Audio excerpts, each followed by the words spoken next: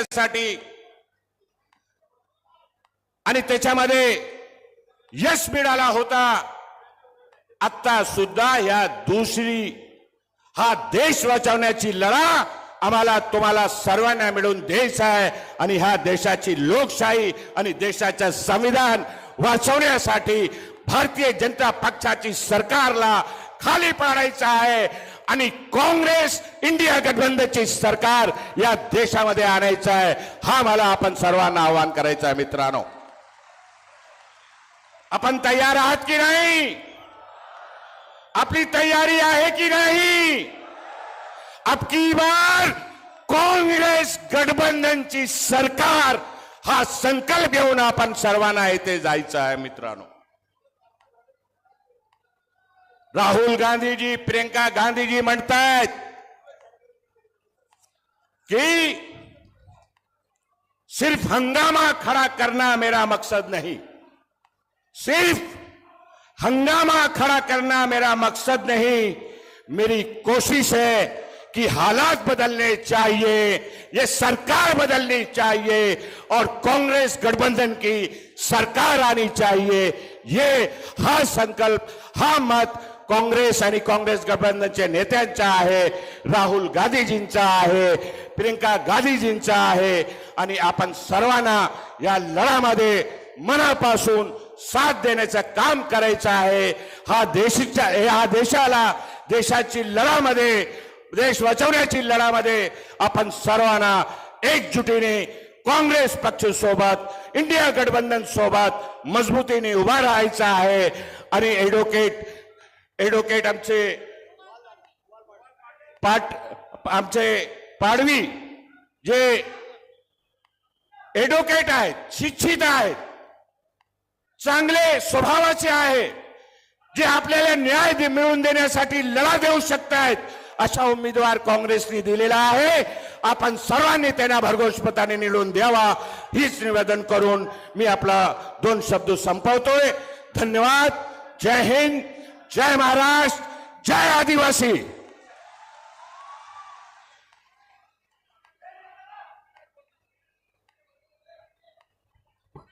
सर्व police प्रशासनाला विनंती आहे, या आमच्या खुर्च्या व्हीआयपी लोकांसाठी ठेवलेल्या आहेत साहेब, जरा त्यांना मोकळं करा। महाजन साहेब, साहेब आपल्याला विनंती आहे, आमच्या लोकांना येऊ द्या जरा इकडे।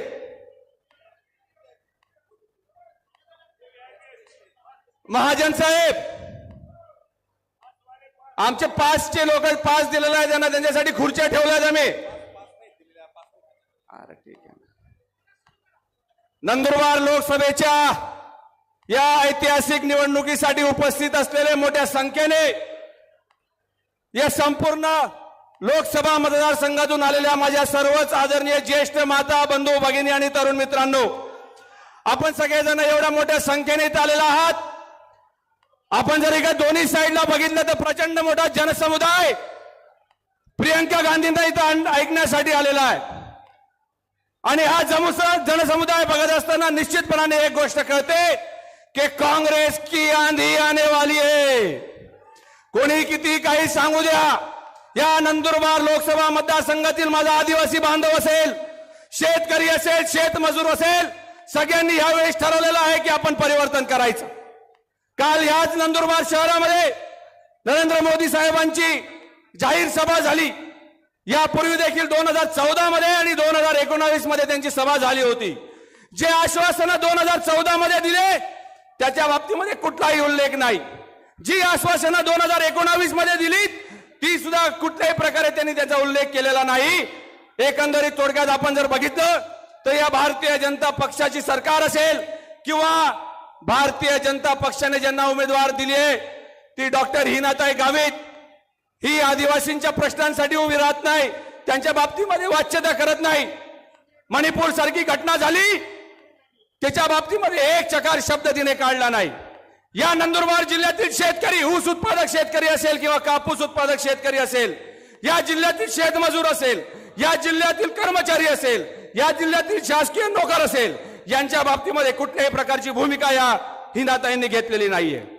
मागच्या 10 वर्षामध्ये आपल्याला अपेक्षा होती की या जिल्ह्यामधलं स्थलांतर थांबेल, आपल्याला अपेक्षा होती की या जिल्ह्यामध्ये बालमृत्यूचं प्रमाण कमी होईल, आपल्याला अपेक्षा होती की सेचं प्रमाण कमी होईल, आपल्याला अपेक्षा होती की या जिल्ह्यामध्ये उद्योगधंदे येतील, आपल्याला अपेक्षा होती की या जिल्ह्यामध्ये आपल्या तरुणांना रोजगार मिळेल, आपल्याला अपेक्षा होती की आपल्या महिला भगिनींना जे आज प्रचंड प्रमाण होय त्या त्रास कुठेतरी कमी होईल. एक महिला खासदार, एक डॉक्टर खासदार आपण 2 वेळा निवडून दिली. माझी आपल्याला सर्वांना बंधू आणि भगिनींनो, सर्वजण परिवर्तन करायला, प्रत्येक तरुणाला, प्रत्येक सरकारी कर्मचाऱ्याला माझी हात जोडून विनंती आहे. जो मागच्या 10 वर्षापासून आपण अन्याय सहन करतोय, भ्रष्टाचार फोपावलाय, ठेकेदारांकडनं वसुली सुरू आहे, कामाच्या नावाखाली 20-20, 25-25, 30-30% वसुली सुरू आहे. ही वसुली आणि भ्रष्टाचारी सरकार आणि या भ्रष्टाचारी खासदार जर घालवायचा असेल तर तुम्हाला आपल्याला सर्वांना मोठ्या संख्येने 13 तारखेला मैदानात उतरावं लागणार आहे. मित्रांनो, हे सगळेजण लक्षात ठेवा. त्यामुळे आपल्या सर्वांचा जास्त वेळ घेणार नाही. प्रियंका गांधींचं आगमन इथं होणार आहे. आपण सर्वजण त्यांना ऐकण्यासाठी उत्सुक आहोत.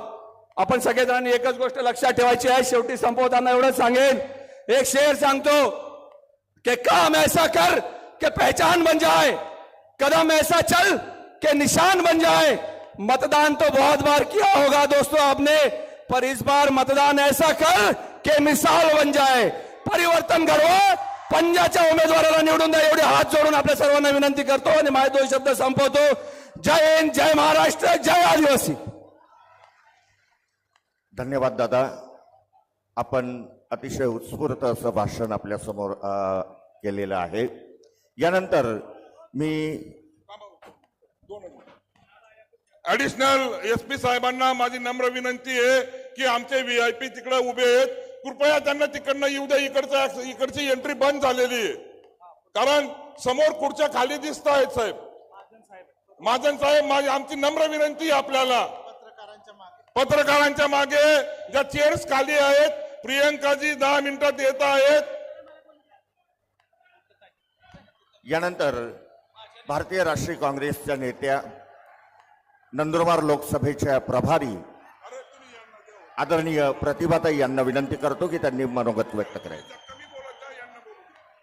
जरा आपण सगळे बसून घेऊ. वाद्यवाले जरा थांबा, वाद्य वाजवणारे जरा थांबा.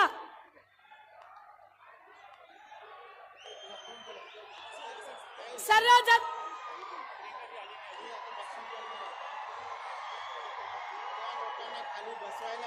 ते सांगते वाद्य. हे बघा, आपण शिस्तीचे माणसं आहोत.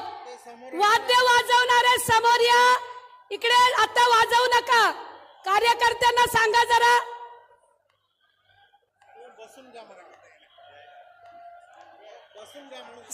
मला सांग, कृपा करून खाली बसा. आपलं कोणीतरी तिकडे, बिकेश भाऊ, ते वाद्यवाल्यांना थांबवा. सगळे खाली बसा. आता प्रियंका गांधींना यायला 10 मिनिटं वेळ आहे. सगळेजण खाली बसा. महिला भगिनींनो, शिस्त पाळा. आपण सगळेजण खाली बसा. ते वाद्य बंद करा.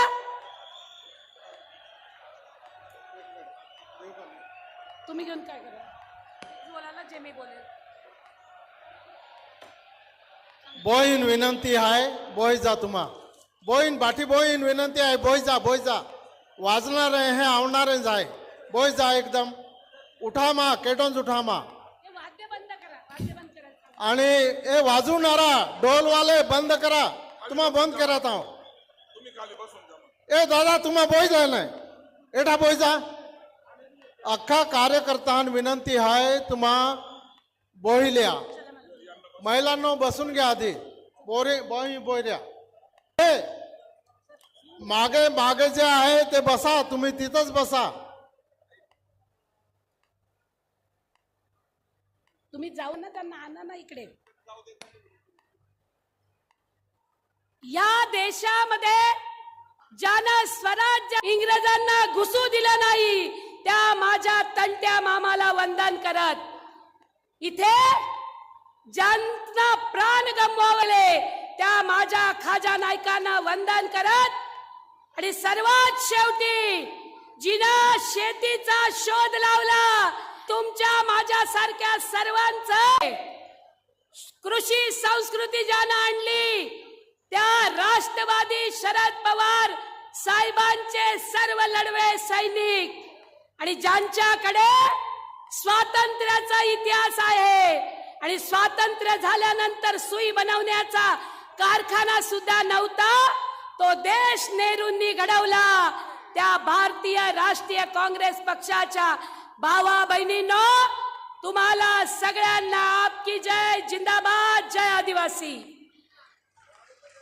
भावांनो आणि बहिणींनो, निवडणुकीची रणधुमाळी सुरू झाली आणि 10 वर्षापासून खासदार असलेल्या हिना गावित रोज भाषणामध्ये सांगतात की 2014च्या आधी या देशामध्ये काहीच घडलं नाही, नंदुरबार मध्ये काहीच घडलं नाही. माझा प्रश्न आहे हिना गावितांना, अरे हिना गावित, 2014च्या आधी तुम्ही डॉक्टरही झाल्यात आणि तुमची अख्खी फॅमिली सांगायला पाहिजे भावांनो आणि बहिणींनो. विजय गावितांचे काका तुकाराम मंत्री आणि आमदार होते. हिनाताईची आई काँग्रेस राष्ट्रवादी पक्षाच्या वतीनं जिल्हा परिषदेची अध्यक्ष होती आणि हिनाताईंचे वडील विजय कुमार गावित काँग्रेस राष्ट्रवादी पक्षाचे 25 वर्ष मंत्री होते. आणि तुझा एक काका नवापूर मधून आमदार झाला होता आणि मामा चोपड्यामधून काँग्रेस राष्ट्रवादीचा आमदार झाला होता. आणि तरी तू म्हणत असशील की या 2014च्या आधी काहीच झालं नाही, तर मग हिनाताई, तुझा बी जन्म 2014च्या आधी झाला नाही असंच म्हणावं लागेल, अशी परिस्थिती आहे. आणि आमचा पुढचा प्रश्न आहे, जर 19 पासून आजपर्यंत तुझ्या घरामध्ये सत्ता होती, तू या आदिवासींचं परिवारानं केला नसेल. माझीच मोठी माडी, माझ्याच घरासमोर लांब लांब गाडी, माझ्याच बायकोला सिल्कची साडी, माझ्याच घरामध्ये केल्विनेटरचं फ्रीज, माझ्याच घरी पुरणपोळी, पुरणपोळीवर तूप बरोबर.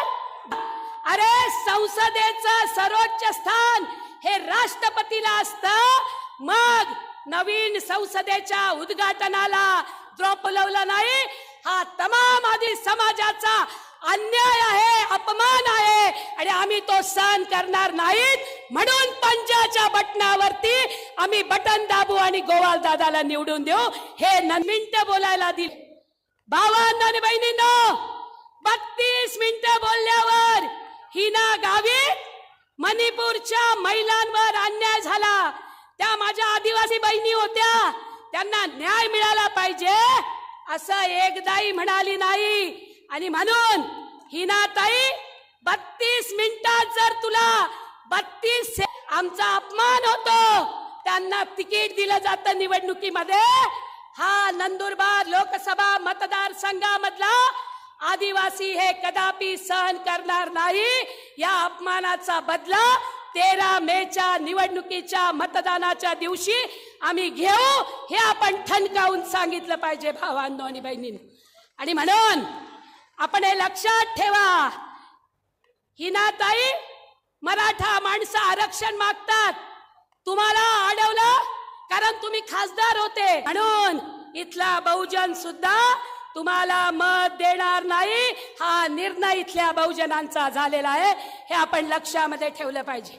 भावांनो आणि बहिणींनो, एक गोष्ट लक्षात ठेवा, या देशामध्ये आमचा सवाल आहे गावित परिवाराला, एकदा तरी आदिवासीला वनवासी म्हणणाऱ्या भारतीय जनता पार्टीच्या लोकांना ठणकावून सांगा की तुम्ही आदिवासींना वनवासी म्हटलेला आम्हाला चालणार नाही. अरे तुमची हिम्मत नाही, तुम्ही RSSच्या बरोबर जाऊन सलाम करतात. आम्ही हे सहन करणार नाहीत, कारण आम्ही आदिवासीची औलाद आहोत, आम्ही खाजा नायकाची औलाद आहोत, बिरसा मुंडाची औलाद आहोत, आम्ही वनवासी नाहीत. ही गोष्ट लक्षात ठेवली पाहिजे भावांनो आणि बहिणींनो. आणि म्हणून या देशामध्ये काय चाललंय? नरेंद्र मोदींनी 22 उद्योगपतींना 16 लाख कोटी रुपये माफ केली, कर्ज माफ केलं. किती? 16 लाख कोटी रुपयांना. आपल्याला सांगावं लागेल की या 16 लाखामधून 1600 पैसे आम्ही उद्योगपतींना देणार नाहीत. प्रत्येक महिलेला बँकेत 1 लाख रुपये, सगळ्यांचं कर्ज माफ, हे आम्ही करू. आणि म्हणून भावांनो आणि बहिणींनो, शेवट आता प्रियंका गांधी येत आहेत. महाजन साहेबांना विनंती आहे की काही व्हीआयपी करा. एक खिडक्या महाजन साहेब, DYSP डीवायएसपी साहेब, अहो आमचे व्हीआयपी लोक आहेत, खुर्च्या तुम्हीच रिकाम्या ठेवल्या आहेत. पाठवा की थोडं त्यांना. त्यांच्या गळ्यामध्ये पास आहेत, त्यांच्या गळ्यामध्ये पास आहेत. पाठवा जरा त्यांना इकडे, पाठवा जरा, पाठवा सगळ्यांना प्लीज. आणि महिला भगिनींना पाठवा. महाजन साहेब, विनंती आहे, फक्त महिलांना पाठवा खुर्च्या उघड्या ज्या आहेत त्या ठिकाणी. चला घोषणा देऊ. प्रियंकाजी गांधी 5 मिनिटांमध्ये या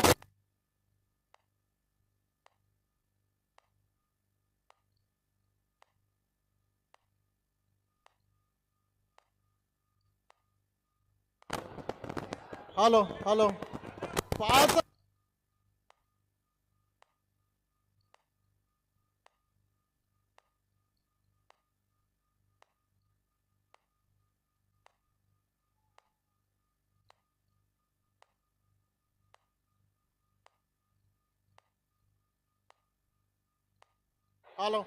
हॅलो बसून घ्या सगळे, बसा, खाली बसा. आपण घोषणा देऊ. काँग्रेस पक्षाचा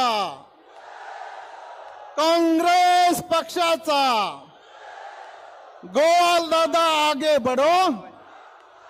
बसून घ्या आता, बसून घ्या. प्रियंकाजी गांधी आता लवकरच स्टेजवर येत आहे. बसून घ्या. हे बघा, उद्या आपण म्हणू एकच चाले. अरे आवाज दिल्लीला गेला पाहिजे. इथून 1 किलोमीटरवर गावित परिवाराचं घर आहे. सगळे बसून घ्या, आपण सगळे खाली बसा. अरे ही आंधी आहे, तुफान आहे, आपण खाली बसा, जिथे मिळेल तिथे बसा. कृपा करून बसा. सर्वच आलेल्या सगळ्या लोकांना माझी विनंती आहे, मागचे बसून घ्या. खूप मंडळी येते, बसून घ्या सगळेजण. मागचे सर्व कार्यकर्त्यांना विनंती आहे, जे बाहेर उभे आहेत उन्हात उभं राहू नका, भरपूर जागा आहे, बसून घ्या खाली. LED प्रोजेक्टर सुद्धा सुरू आहे, सगळ्या स्क्रीनवर दिसतंय. बसून घ्या खाली सगळेजण, शांततेत खाली बसून, जास्त व्यवस्थित दिसेल तुम्हाला. आणि पोलीस प्रशासनाला विनंती आहे, सगळ्यांनी इकडे जरा यायचं. इकडे लोकांना येऊ द्या. कांग्रेस की आंधी आ रही है, एको चाले. इंदिरामाई रणीचा जरा जोरमा येऊ द्या. एको चाले, बजाओ.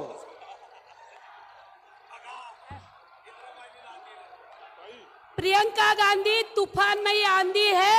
इंदिरा गांधी की काय दे, इंदिरा गांधी हाँ नहीं सगळं विचित्र होऊन जाईल. काही बी नको. इंदिरा गांधी की एकदम बसवतोय. काय इंदिरा गांधी काय एको चाले. या इना बाजू पर काय ना चाले का. या अख्खा तोपमा ओटलाच येतं. आपू खेती करणारा माहे तोपमा बोटणं तर काय होत जाय, अख्खा बोटी जा जाय ते तर काय होत जाय. ये जोत्रा आपू तोपमा बोटणारा तो तर आपूचून निवडणूक में जीती जाणारा. बाटा पावन विनंती है, प्रियंका गांधी आगमन हमें अभी जे लगे भी रही हो, बाठा नापो हो, शिस्ती की रेवली है, आपो जगापुत ले जा. हाँ 1 मिनिट.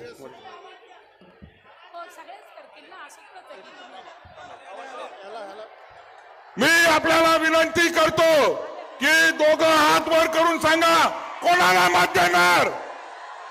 कोणाला मत देणार? खाली बसा, खाली बसा, खाली बसा. बोला एकच चले, एकच चले. प्रियंका जी तुम आगे बढ़ो, प्रियंका जी तुम आगे बढ़ो, गोवाल दादा तुम आगे बढ़ो. मित्रांनो, आपण ज्या क्षणाची आतुरतेने वाट पाहत होता तो क्षण जवळ आलेला आहे. आमच्या राष्ट्रीय नेत्या आदरणीय श्रीमती प्रियंकाजी गांधी यांचं सभेच्या स्थळी आगमन झालेलं आहे. ज्या वेळेला प्रियंकाजी येतील त्यावेळी आपण जोरदार टाळ्यांचा कडकडाट करायचा आहे. प्रियंकाजी तुम आगे बढ़ो. महाविकास आघाडीचा, महाविकास आघाडीचा गोवाल दादा तुम आगे बढ़ो.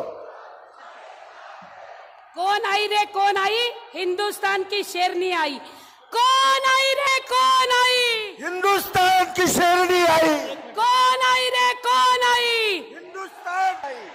बंधूंनो आणि भगिनींनो, प्रियांका गांधी यांचं स्टेजवर आगमन झालेलं आहे. प्रियांका गांधी आगे बढ़ो. प्रियांकाजी गांधी आलेले आहेत. जोरदार घोषणा द्यायच्या आहेत. प्रियांकाजी गांधी आगे बढ़ो. काँग्रेस पक्षाचा एकच चाले, एक चाले.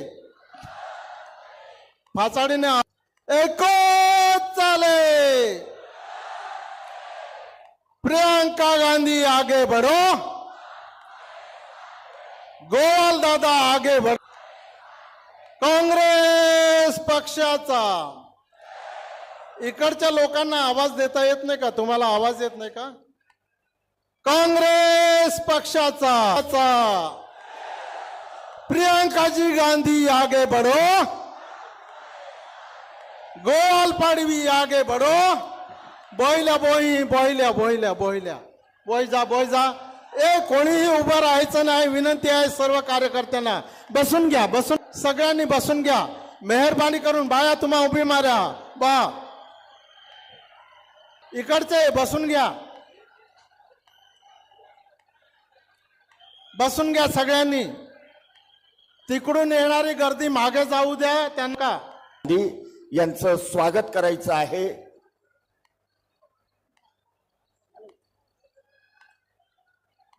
आदिवासी महिलेचे अलंकार, ज्याला आपण दागिने म्हणतो, ते व बुके हे देऊन आदरणीय श्रीमती प्रियंकाजी गांधी यांचं स्वागत ऍडव्होकेट आहोत.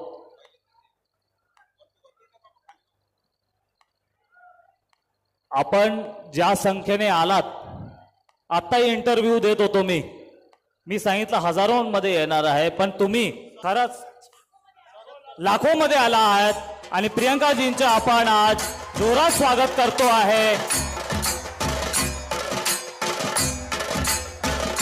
खरंच दुसरी इंदिरा गांधी आहे आणि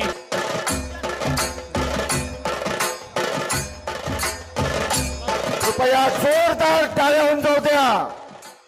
आदरणीय श्रीमती प्रियंकाजी गांधी यांचं स्वागत गोवालदादा पाडवी हे करत आहेत.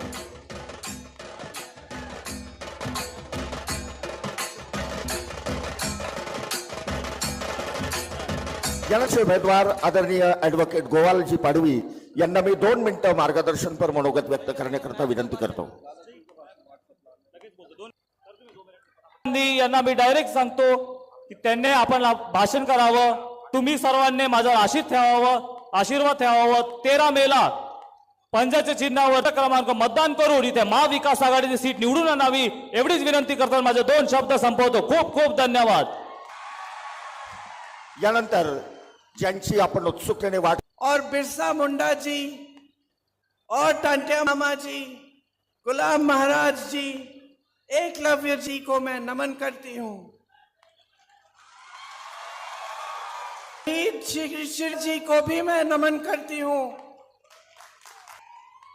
उनका आदिवासी समुदाय के साथ एक बहुत गहरा रिश्ता था, एक ऐसा रिश्ता था जिसमें आपका पूरा आदर था।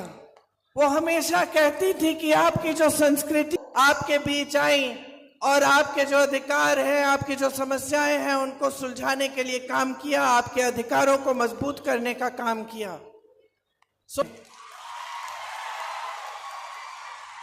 बाद में सोनिया जी ने मनमोहन सिंह जी के साथ फॉरेस्ट राइट एक्ट बनाया, जिससे आपको जंगलों पर अपना पुराना अधिकार मिला, और यहीं से मनरेगा कार्यक्रम शुरू हुआ, जिससे आपका रोजगार गांव में 100 दिन का रोजगार गारंटी होता था।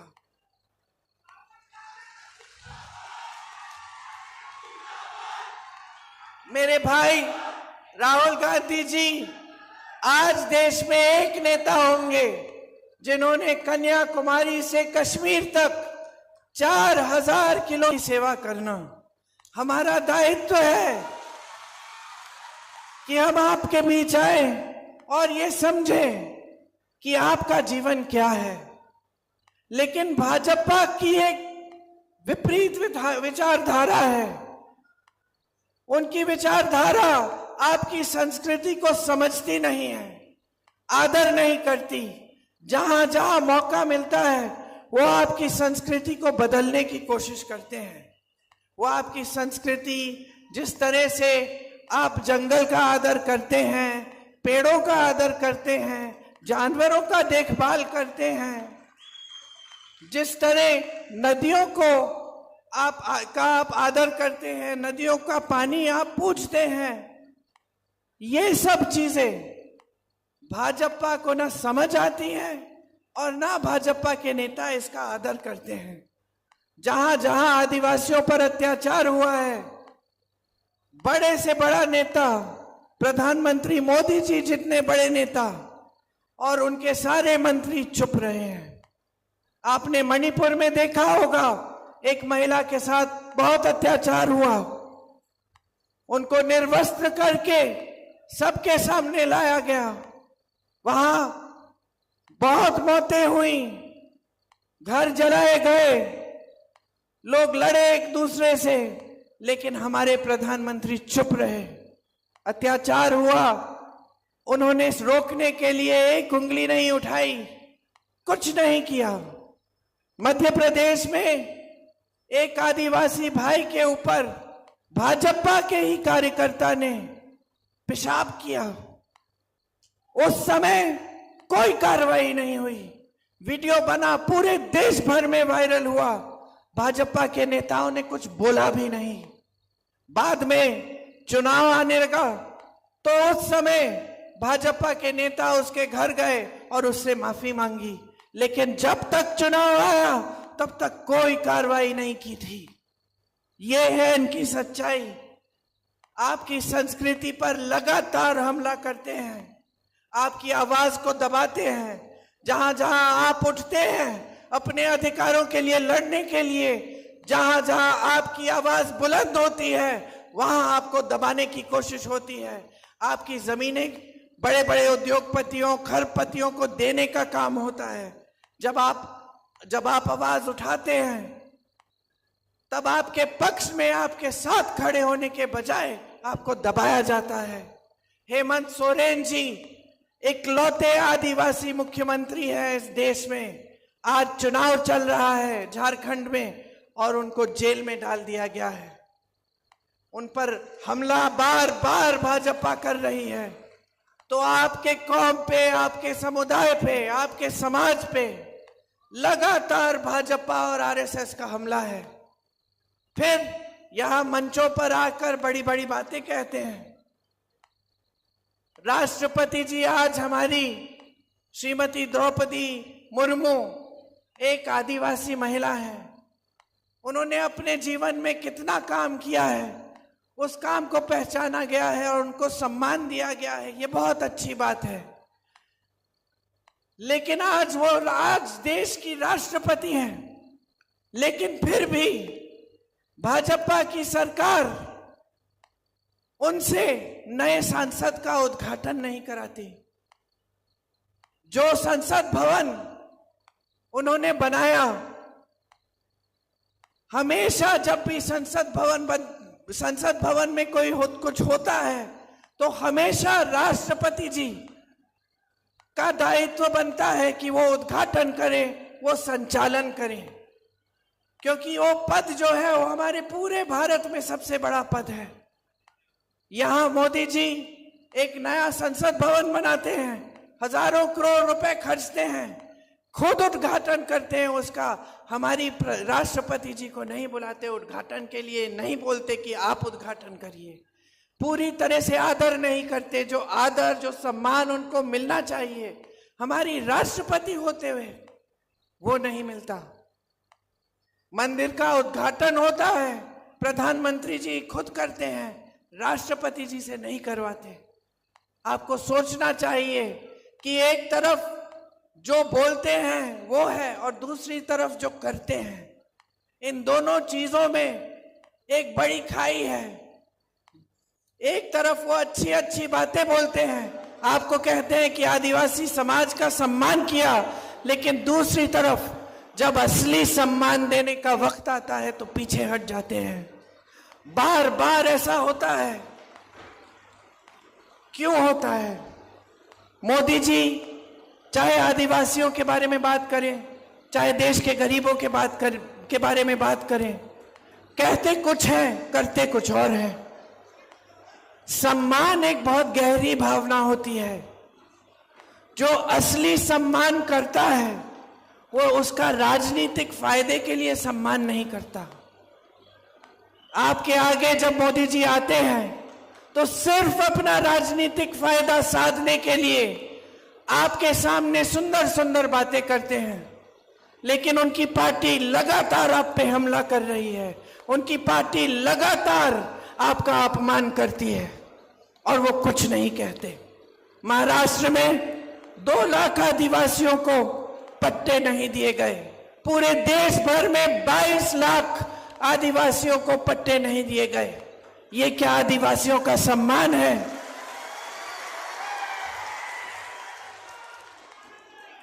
मोदी जी यहां आए थे कल, पता नहीं आपने उनका भाषण सुना कि नहीं। उन्होंने कहा कि मैं शबरी का पुजारी हूं, ऐसा कहा।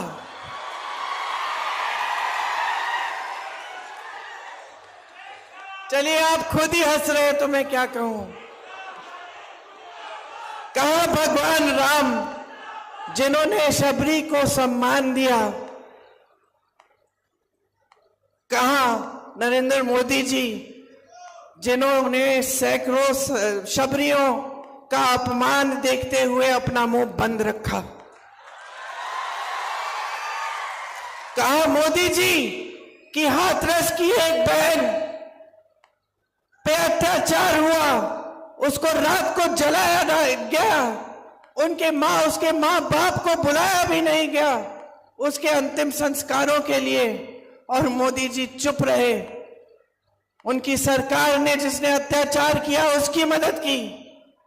कहा भगवान राम और शबरी, और कहा नरेंद्र मोदी जी और हाथरस की हमारी बहन। कहा भगवान राम और शबरी जी और उन्नाव की हमारी बहन, जिस पर बार बार अत्याचार हुआ, जिसके पिताजी के खेत जलाए गए, जिसके भाइयों को पीटा गया, जिसकी भाभी को धमकाया गया और अंत में जिसको खुद जलाया गया। 1 किलोमीटर चली, मोदी जी की चलते हुए चली, जब तक गिर के मर गई। मोदी जी की सरकार ने एक उंगली नहीं उठाई उनको मदद करने के लिए, मोदी जी ने पलक नहीं झपकाई। कहा भगवान राम और शबरी और मोदी जी की खोखली बातें। हमारे ओलंपिक की खिलाड़ी मेडल जीत के आती हैं, मोदी जी उनको घर बुलाते हैं, उनको चाय पिलाते हैं, उनके साथ फोटो भी खिंचाते हैं। सारे अखबार लिखते हैं कि मोदी जी थे तो मुमकिन था हमारी खिलाड़ियां मेडल लेके आई। वही खिलाड़ी जब चीख चीख के न्याय मांगती है, जब सड़क पर बैठते हुए रोते हुए कहती है मोदी जी मेरी मदद करो, मेरा अत्याचार हुआ है, तो मोदी जी अपने घर से नहीं निकलते, मोदी जी एक लफ्ज नहीं कहते, चुप रहते हैं। कहां भगवान राम और शबरी, और कहां मोदी जी और ये सारी महिलाएं जिनका अत्याचार इनकी आंखों के सामने हुआ, और इनकी सरकार ने अत्याचारियों की मदद की, उनकी रक्षा की। कहां मोदी जी जो उन्हें अत्याचारियों के बेटों को टिकट दिए इस चुनाव में, वो सब चुनाव लड़ रहे हैं और वो महिलाएं आज तक रो रही हैं। मोदी जी की बातें खोखली हैं, मोदी जी का सम्मान खोखला है, सिर्फ बोलने की बातें हैं, सिर्फ वोट लेने के लिए बातें हैं, कोई वजन नहीं है उनकी बातों में। कहते हैं मैं अकेला लड़ रहा हूं, मैं अकेला लड़ रहा हूं भ्रष्टाचार के खिलाफ। आप पर अकेले कैसे? सारी सत्ता आपके पास है, सारे साधन आपके पास हैं। आप ही के लोग कहते हैं कि दुनिया के सबसे बड़े नेता हैं आप, दुनिया के सारे प्रधानमंत्री, दुनिया के सारे राष्ट्रपति आपके साथ हैं और आप अकेले लड़ रहे हैं। मंच पे आते हैं चुनाव के समय, रोने लगते हैं बच्चे की तरह, कहते हैं कि मुझे गाली दी, कहते हैं कि मुझे गाली दी। अरे हिम्मत करिए मोदी जी, सार्वजनिक जीवन है, हिम्मत करिए, इंदिरा जी से सीखिए, उस दुर्गा रूपी महिला से सीखिए जिसने पाकिस्तान के 2 टुकड़े कर दिए। कितनी हिम्मत थी, उनसे सीखिए, देखिए क्या होती है हिम्मत, क्या होती है दृढ़ता, क्या होती है वीरता। लेकिन आप उनसे नहीं सीख सकते क्योंकि आप उन जैसे शहीद महान महिला को आप देशद्रोही कहते हैं। तो क्या सीखेंगे आप उनसे? जनता के सामने आते हैं, प्रधानमंत्री पद है, पद की गरिमा है, पद का एक स्तर है। कितने महान व्यक्तियों ने उस पद को संभाला, जवाहरलाल नेहरू जैसे व्यक्ति, इंदिरा गांधी जैसी महान महिला, मनमोहन सिंह जैसे सभ्य व्यक्ति, वाजपेयी जी जैसे व्यक्ति जो लोकतंत्र को समझते थे, उसका आदर करते थे। और आज आप इस पद को संभालते हुए, इस पद की गरिमा को ना देखते हुए इस पद का स्तर आपने गिरा दिया है। चुनाव के समय आपकी इतनी भी हिम्मत नहीं है कि आप जनता को बताएं कि 10 सालों में आपने क्या किया जनता के लिए। ये जनता जो रो रही है,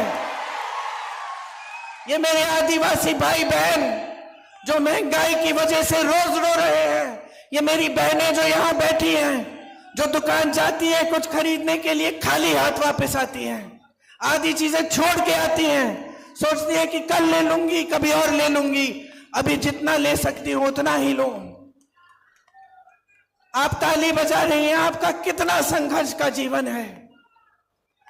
मोदी जी समझ पाते हैं इसको, वो जानते हैं कि आप मजदूरी भी करो तो मजदूरी करने के बाद घर आती हो, घर पूरा संभालती हो, खाना बनाने का काम, सफाई का काम, बच्चों की परवरिश का काम, और ये सारी चीजें दिल में ये घबराहट लेके करती हो कि आगे क्या होगा, अगर बच्चा बीमार पड़ जाएगा इलाज कैसे कराऊंगी, घर में मरम्मत करनी है तो पैसे नहीं है, चाहे जितनी भी मेहनत कर रही हूं, चाहे मेरा पति, मेरे बच्चे जितनी भी मेहनत कर रहे हो, पूरी नहीं हो रही है मेहनत, कमाई काफी नहीं है, इलाज के लिए काफी नहीं है, बच्चों की शिक्षा के लिए काफी नहीं है, कुछ सामान खरीदना है, कोई त्योहार है उसके लिए काफी नहीं है, बच्चों की वर्दी खरीदनी है, बच्चों की फीस भरनी है, काफी नहीं है, शिक्षा करानी पड़ती है।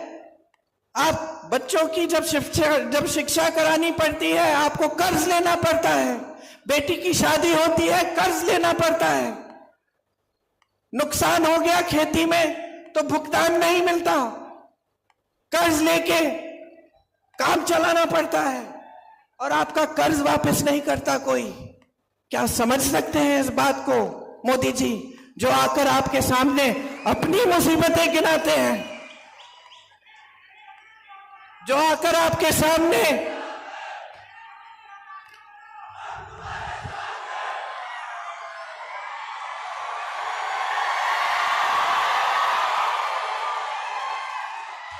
मोदी जी आज आपसे कट चुके हैं। यहां आते हैं बड़े बड़े मंचों पर, आपने देखा होगा उनके पास भी कोई नहीं आता, उनके सलाहकार भी उनसे डरते हैं, उनके बड़े बड़े नेता भी उनसे डरते हैं। उनको सच कौन बताएगा? उनको ये सच्चाई कौन बताएगा कि इस देश का जो गरीब है आज पिस रहा है, इस देश का किसान कमा नहीं पा रहा है, खाद नहीं मिल रहा है, पेट्रोल डीजल का दाम इतना बढ़ चुका है कि खेती करनी मुश्किल हो चुकी है। कौन बताएगा इनको? आपके बीच तो आते नहीं हैं। इंदिरा जी की फोटो निकालिए, आपके घरों में आई है। मैं सोनभद्र में जब भाजपा की सरकार के देखते देखते आदिवासियों का नरसंहार हुआ तो मैं गई, सोनभद्र में यूपी में जगह है, मैं उस गांव में गई उन परिवारों से मिलने के लिए। और मुझे पता है क्या पता चला? मुझे ये पता चला कि मेरे से पहले, कई दशकों पहले इंदिरा जी वहां गई थी। एक महिला थी वहां पे, बूढ़ी सी, उसने मुझे खीर खिलाई और उसने मुझे कहा, बेटी तुम्हारी दादी मेरे घर आई थी और मैंने तुम्हारी दादी को भी ऐसी खीर खिलाई। यह है हमारी परंपरा, इस देश की लोकतांत्रिक परंपरा कि बड़ी सी बड़ी प्रधानमंत्री आपके घर झुक के आई, आपका आदर करते हुए आई, आपके घरों में आपकी समस्याओं को सुनने के लिए आई। और ये प्रधानमंत्री नरेंद्र मोदी 10 सालों से प्रधानमंत्री रहे हैं। मैं चुनौती देती हूं किसी को भी, एक फोटो निकाल लो किसी आदिवासी के घर के अंदर गए हैं।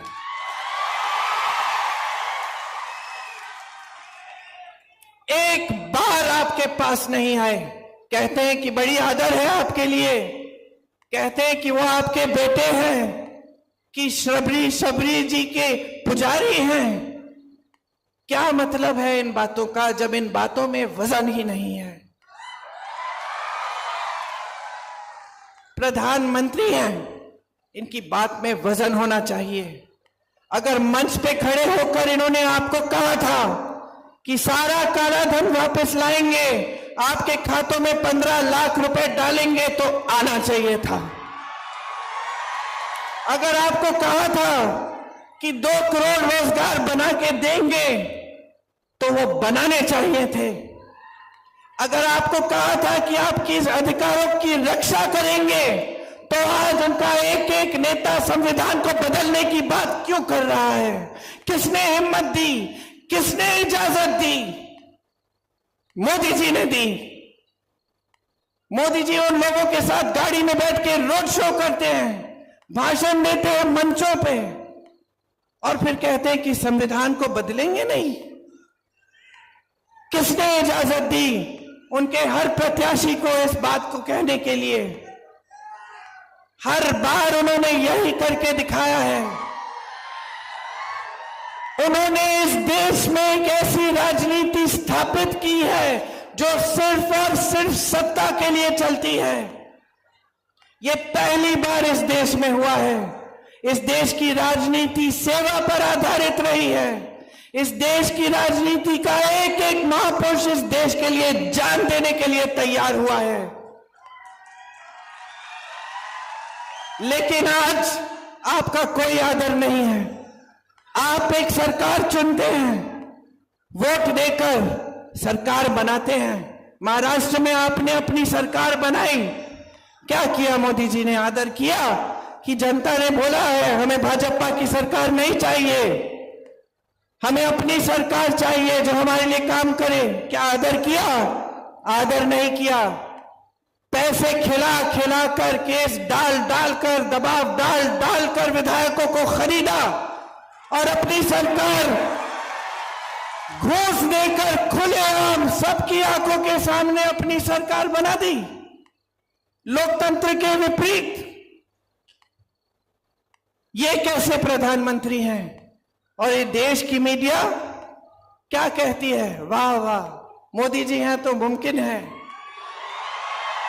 वाह वाह, ये तो सिर्फ मोदी जी कर सकते हैं।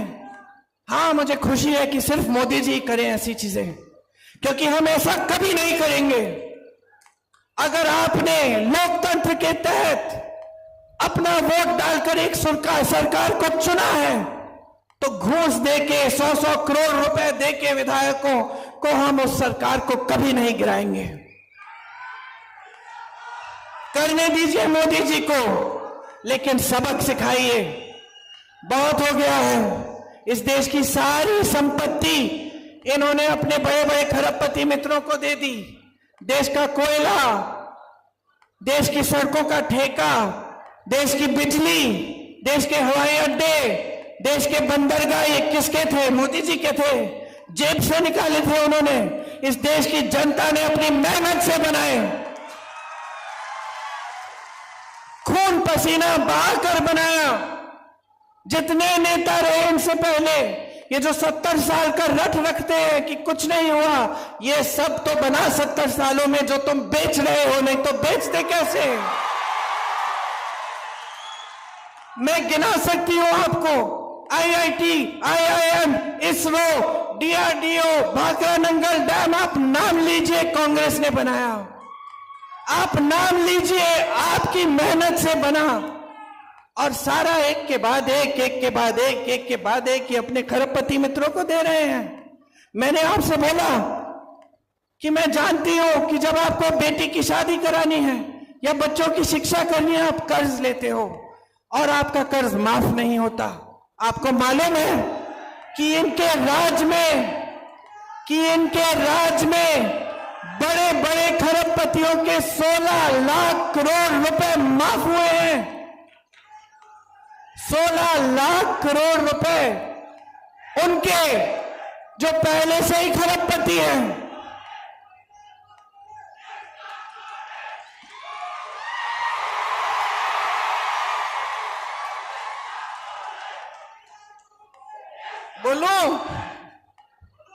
बोलो, कर्ज माफ हो रहे हैं बड़े बड़े खरबपतियों के। मैं जब यूपी में काम कर रही थी, वहां किसानों का गन्ना का भुगतान 15,000 करोड़ रुपए थे। मैं हर मंच पे चीख रही थी, चिल्ला रही थी कि मोदी जी, योगी जी, इनका भुगतान करो। गन्ना किसान का पैसा है, उसको लौटाओ। मालूम है मोदी जी ने क्या किया? अपने लिए 2 हवाई जहाज खरीदे 16,000 करोड़ के, लेकिन गन्ने के किसान को 15,000 करोड़ देने के लिए उन्होंने कहा पैसे नहीं है इस देश में। हम कर्ज माफी की बात करते हैं, कांग्रेस ने बार बार किसानों का कर्ज माफ किया। हम करते हैं, मोदी जी कहते हैं कि अर्थव्यवस्था ठप हो जाएगी, पैसे नहीं है। क्यों भाई? आपके जहाज खरीदने के लिए पैसे हैं, आपके बड़े बड़े दोस्तों को देने के लिए पैसे हैं, वो बड़ी बड़ी शादियां करें। लेकिन किसान अपनी बेटी की शादी जब करता है तो कर्ज लेता है और फिर कर्ज चुका नहीं पाता, आत्महत्या करता है। मैं ऐसे किसानों के घर में गई हूं जो खाद की कतार में खड़े खड़े गिरकर मर गए, क्योंकि घर जाने की हिम्मत नहीं थी, कहीं कतार छोड़ दो तो मुझे खाद नहीं मिलेगी। मैं ऐसे किसानों के परिवारों से मिली हूं जिन्होंने 50,000 रुपए के लिए, 1 लाख रुपए के कर्ज के लिए आत्महत्या कर डाली। बच्चियां रो रही हैं, आगे सब कुछ अंधकार में है और इस सरकार ने कुछ नहीं किया। ये मोदी जी गरीबों के मसीहा, कुछ नहीं किया इन्होंने। ये तो खरबपतियों के मसीहा हैं। इस देश ने इस देश में कभी ऐसे प्रधानमंत्री नहीं हुए, कभी, मैं दावे के साथ कह सकती हूं, जो एक भी बार, एक भी दिन आपके घरों में नहीं आए, आपके गांव में नहीं आए, आपकी खेती में नहीं आए। इनको बहुत हिम्मत दे दी है आपने, बहुत समर्थन दे दिया है। अब सच्चाई भी देख लो इनकी। ये जो टीवी पे आपको दिखता है ये सच्चाई नहीं है। ये सारे टीवी के चैनल बड़े बड़े खरबपतियों की हैं, साठ गांठ है इनकी। इलेक्टोरल बॉन्ड स्कीम लाए मोदी जी, कहते हैं कि भ्रष्टाचार के खिलाफ लड़ रहे हैं। ऐसी स्कीम तो कोई नहीं लाया था कि जो भी चंदा देगा उसका नाम गुप्त होगा। ये स्कीम लाए मोदी जी। फिर न्यायपालिका में कहा गया कि ये सूची जारी करो, सब जनता को जानना चाहिए किसने किसको चंदा दिया। अचानक मोदी जी बदल गए, खुद स्कीम बनाई, अब कहने लगे कि मैंने इसको पारदर्शी कर दिया सूची को। जबकि सूची पारदर्शी तब हुई जब न्यायपालिका ने कहा कि करो। क्या पता चला किस किसने चंदा दिया? आपको कोविड की वैक्सीन लगी थी, किस किस को लगी? हाथ उठाओ। मुझे भी लगी, आपको नहीं लगी? अच्छा अच्छा, हमको तो लगी दो। कोविड की वैक्सीन पूरे देश के लिए एक कंपनी ने बनाई, उस कंपनी से भी चंदा लिया मोदी जी ने 52 करोड़। गुजरात में पुल गिरा, लोग बह गए, सैकड़ों लोग पानी में बह गए, मोदी जी ने उस पुल बनाने वाले से चंदा लिया। मोदी जी ने उन लोगों से चंदा लिया जिन पे छापा मारा था, चंदा लिया छापा बंद। उन लोगों से चंदा लिया जिनके ऊपर केस डाले थे, चंदा लिया केस ठंडे बस्ते में। चंदा है कि वसूली? चंदा है कि हफ्ता? ये प्रधानमंत्री है क्या जिन्होंने पद का स्तर इतना गिरा दिया? तो अब समय आ गया है, देश की सच्चाई आपके सामने है। भाजपा के प्रधानमंत्री, उनकी सरकार की सच्चाई आपके सामने है। 10 साल हो गए, आपके जीवन में तरक्की नहीं आई, कोई सुनहरा सपना साकार नहीं हुआ, किसी को रोजगार नहीं मिला। गैस का सिलेंडर 400 का होता था, 200 का होता था, ये लोग सड़क पे आ जाते थे। आज 1200 का है और सब छुप रहे हैं, मुंह छुपा रहे हैं अपना। मंच पे आते हैं तो फिजूल की बातें करते हैं, इधर उधर की। मंच पे आते हैं तो आपसे कहते हैं कि सावधान रहो, कांग्रेस पार्टी आपके भैंस चुरा देगी। बताइए, ये कोई बात हुई? ये स्तर है प्रधानमंत्री जी का? तो अब देखिए, सच्चाई आपके सामने आ गई है। कांग्रेस पार्टी आपको गारंटी दे रही है। क्या है ये गारंटी और क्यों मानना चाहिए आपको, ये मैं 2 मिनट के लिए समझाती हूं, फिर आपको और कष्ट नहीं दूंगी। देखिए, बोलो बोलो।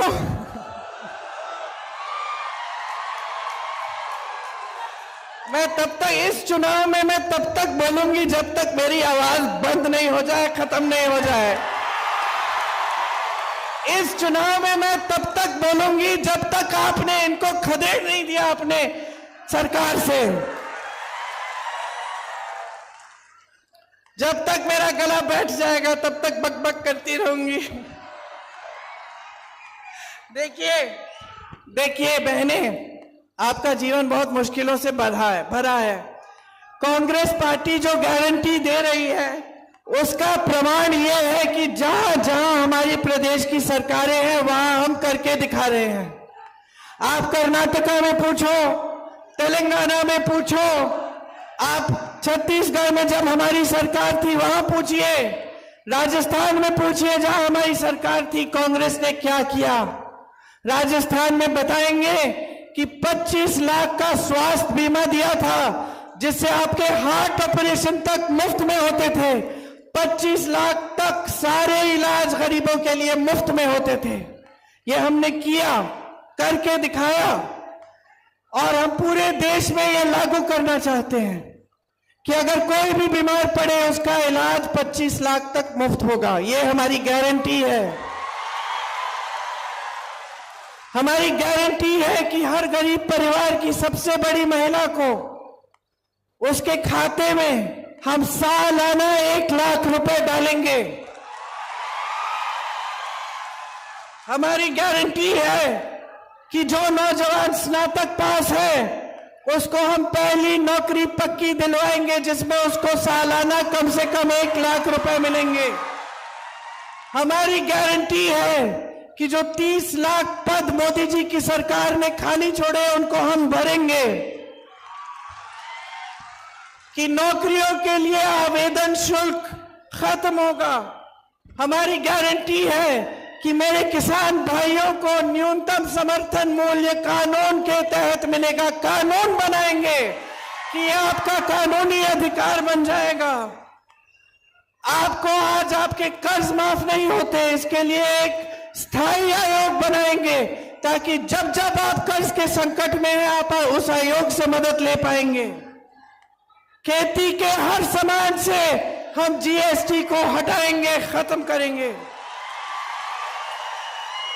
देश भर में श्रमिकों के लिए न्यूनतम मजदूरी हम 400 रुपए की करवाएंगे, ये कानून बनाएंगे। अगर इससे कम आपको किसी ने मजदूरी देने की कोशिश की तो वो कानून का उल्लंघन कर रहा होगा, उस पर कार्रवाई होगी। शहरों में जैसे मनरेगा गांव में है, उसी तरह से हम शहरों में 100 दिन का रोजगार आपको गारंटी देंगे मनरेगा की तरह। SC ST सब प्लान को हम लागू करेंगे। आपके लिए, आदिवासियों के लिए एक विशेष बजट लाएंगे। भूमिहीनों को हम जमीन दिलवाएंगे। वन अधिकार कानून वाले पट्टों को का 1 साल में हम फैसला कराएंगे, जहां जहां फैसला नहीं हुआ है। जहां आदिवासी संख्या ज्यादा है उन सारे क्षेत्रों को हम अनुसूचित क्षेत्र घोषित करेंगे ताकि आपको सारी सुविधाएं मिल पाए। भूमि अधिग्रहण कानून को जिसमें संशोधन किया है भाजपा की सरकारों ने, वो संशोधन हम हटवाएंगे और फिर से सही कानून लागू करेंगे।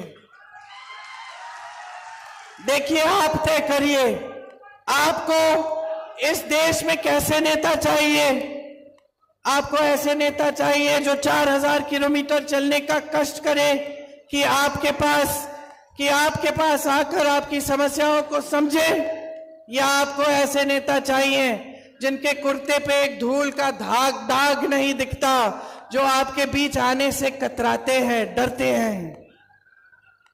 कैसे नेता चाहिए जो आपके आंसू पोंछे या यहाँ स्टेज पे आके नकली आंसू, मगरमच्छी आंसू दिखाए आपको। कैसे नेता चाहिए जो आपकी मुसीबतों को समझे, या जो आपके सामने आकर अपनी मुसीबतें गिनाए। आपको कैसा नेता चाहिए जो हिम्मत वाला हो, खुल के बोले, निडर हो, चाहे कोई दबाने की कोशिश करे, चाहे कोई संसद से निकाले, चाहे कोई केस डाले, फिर भी सच्चाई बोले आपको, या ऐसा नेता जो झूठ पे झूठ बोले आपसे। कैसा नेता चाहिए, कैसी राजनीति चाहिए? असूलों की राजनीति, एक समर्पण और सेवा की राजनीति की सत्ता की राजनीति, जो सिर्फ सत्ता चाहती है, सिर्फ शोहरत चाहती है, सिर्फ शान और सम्मान अपना चाहती है, लेकिन जनता का सम्मान नहीं करती। आप तय करिए। चुनाव 2 दिन में है, कब है? 11 को, 13 को चुनाव है। आज 11 तारीख है। 2 दिन में चुनाव है। 2 दिन में तय करने जा रहे हो कि इस देश का भविष्य क्या होगा। इस देश का संविधान बचेगा, इस देश का लोकतंत्र बचेगा, आपके अधिकार बचेंगे, आपकी नई पीढ़ी के अधिकार मजबूत होंगे का भविष्य मजबूत होगा कि नहीं, तय करने जा रहे हो। अपने विवेक का इस्तेमाल करो। सोचो, समझो, ध्यान से मेरी बातों को सुनो, क्योंकि अगर गलत निर्णय ले लिया तो ये देश जिस दिशा में जा रहा है उसको कोई रोक नहीं पाएगा इसके बाद। ये मौका है कि आप लोकतंत्र को वापस स्थापित करो, आप अपने भविष्य को सुनहरा बनाओ, एक ऐसी सरकार लाओ जो आपकी संपत्ति वापस आपके हाथों में दे, किसी खरबपति के हाथों में नहीं। आपने बहुत ध्यान से मेरी बातें सुनी, अभी तक मेरी आवाज गई नहीं है, लेकिन आगे 2 मीटिंग और है मेरी, इसलिए मैं आपसे क्षमा चाहती हूं। अब मैं जाऊंगी, मेरी बातों को याद रखो, खास तौर से जब पोलिंग पे जाओगे उन महान नेताओं को याद रखो जो शहीद हुए इस देश के लिए, जिनका लहू इस देश की धरती में है। अपने नेताओं को याद रखो, ये स्वतंत्रता सेनानियों की भूमि है, शहीदों की भूमि है। इस धरती को नमन करते हुए, अपने शहीदों को याद करते हुए अपना वोट कांग्रेस पार्टी को दो, ताकि हम आपके लिए एक सच्ची सरकार बना के दिखा पाए। आप सबको बहुत बहुत धन्यवाद। जय हिंद।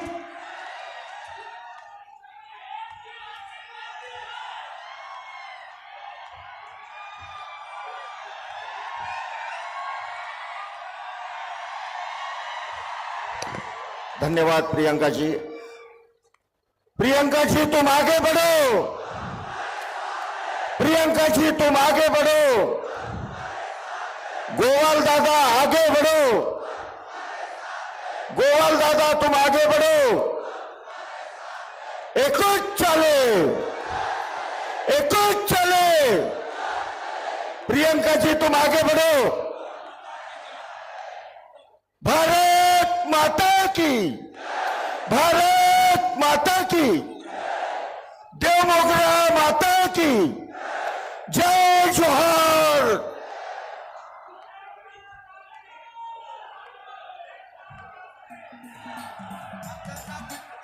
सर्व कार्यकर्त्यांना विनंती आहे, प्रियंकाजी जाईपर्यंत रोडकडे कोणी जाऊ नका। प्रियंकाजी जोपर्यंत जात नाही तोपर्यंत तिकडे जाऊ नका, बसून राहा, बसा बसा बसा। प्रियंका गांधींच्या सुरक्षेचा विषय आहे, बसून घ्या।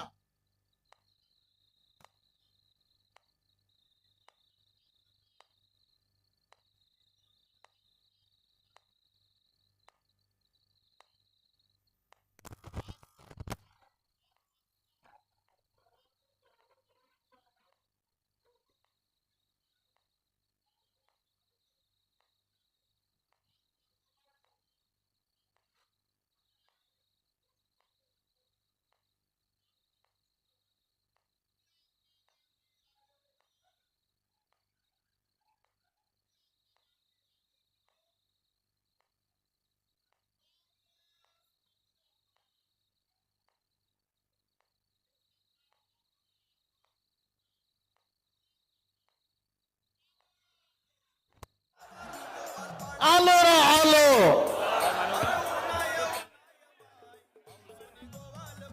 आपण एवढे मोठे संख्यात आले, आपण सर्वांचे खूप खूप मनापासून आभार।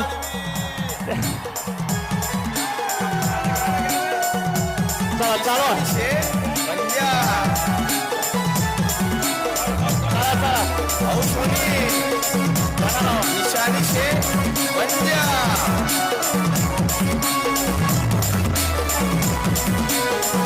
प्रियंकाजी आपल्या नागरिकांच्या भेटीसाठी आलेले आहे। घाई गर्दी करू नका, घाई गर्दी करू नका, धावपळ करू नका। प्रियंकाजी मतदारांना भेटत आहे, प्रियंकाजी मतदारांना भेटत आहे। प्रियंकाजी गांधी आगे बढ़ो, प्रियंकाजी सगळ्यांना भेटत आहे।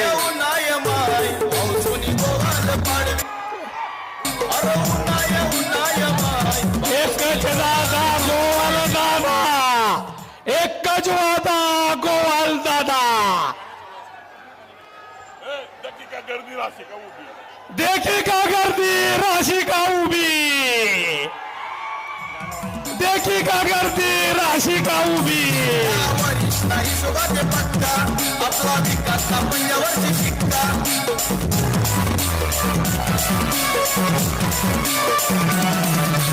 वरिष्ठ हिशोबाचे पक्का। आपला विकास पंजावरची शिक्का जनताना मनाची ढाल येतात पाडवी अरे उन्हाय उन्हाय माय औषधी पोरात पाडवी अरे उन्हाय उन्हाय माय औषधी पोरात पाडवी उन्हाय उन्हाय माय काँग्रेसला गोवात पाडवी अरे उन्हाय उन्हाय माय काँग्रेसला गोवात पाडवी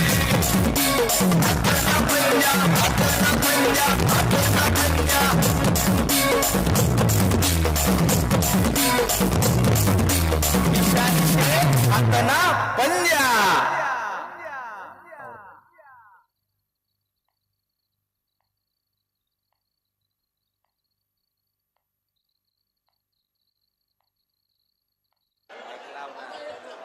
अरे माईकला माईक.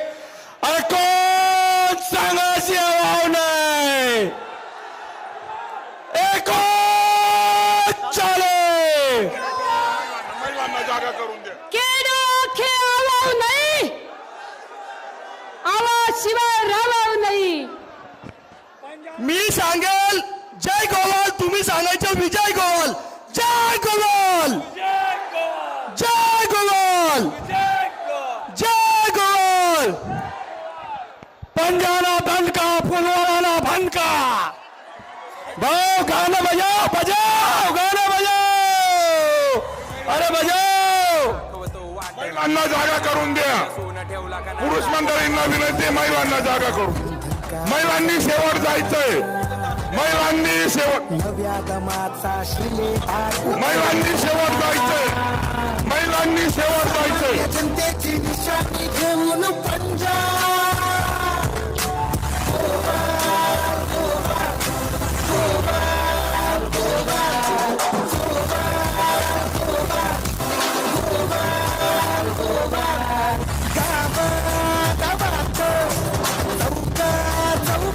अरे गोल दादा तुम आगे बढ़ो.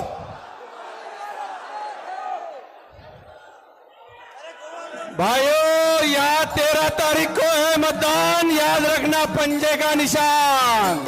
ये हाथ नहीं हथौड़ा है जिसने अच्छे अच्छे का मुंह तोड़ा है.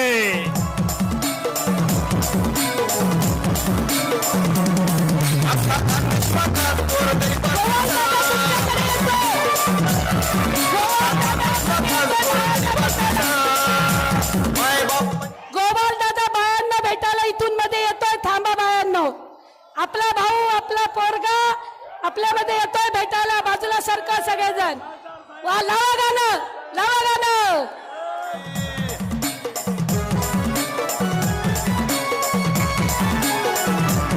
जाऊ द्या, जाऊ द्या.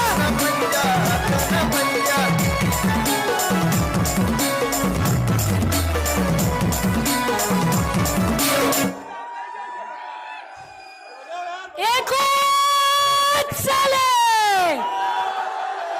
गोवाल दादा आता आपल्या आया बहिणींकडे आलाय. तुमचा पोरगा आलाय, आशीर्वाद द्या.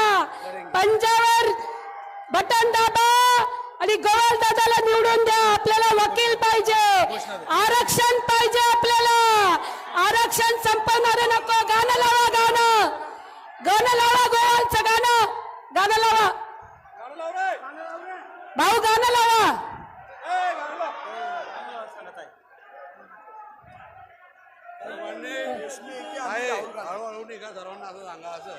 निघतील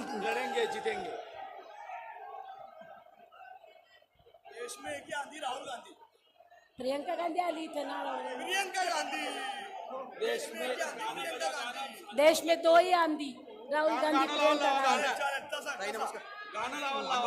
अरे गाणं का नाही लावत ते? गाणं लावा, लावू द्या, लावू द्या.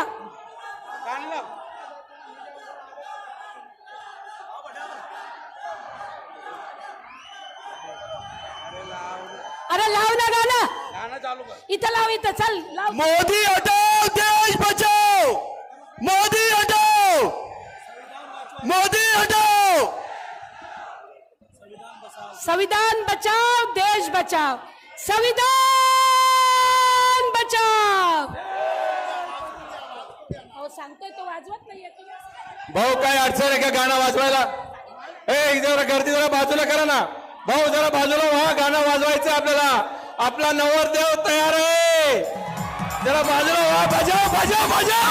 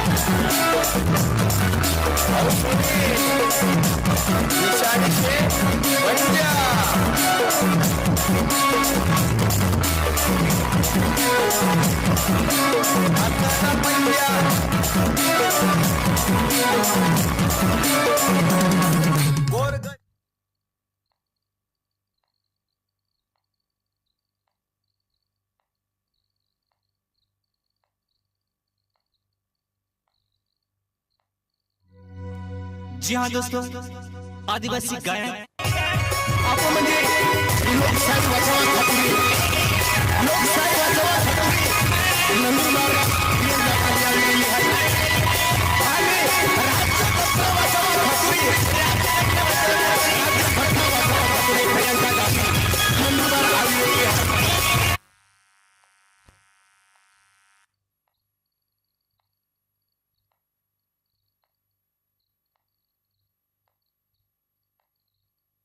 प्रियंका गांधी नंदुरबार आविरेली आहे आरक्षण वाचवा छत्री प्रियंका गांधी नंदुरबार आविरेली आहे आणि आपण म्हणजे संविधान वाचवा छत्री प्रियंका गांधी नंदुरबार आविरेली आहे आपण म्हणजे या टाइममध्ये नंदुरबार जिल्हा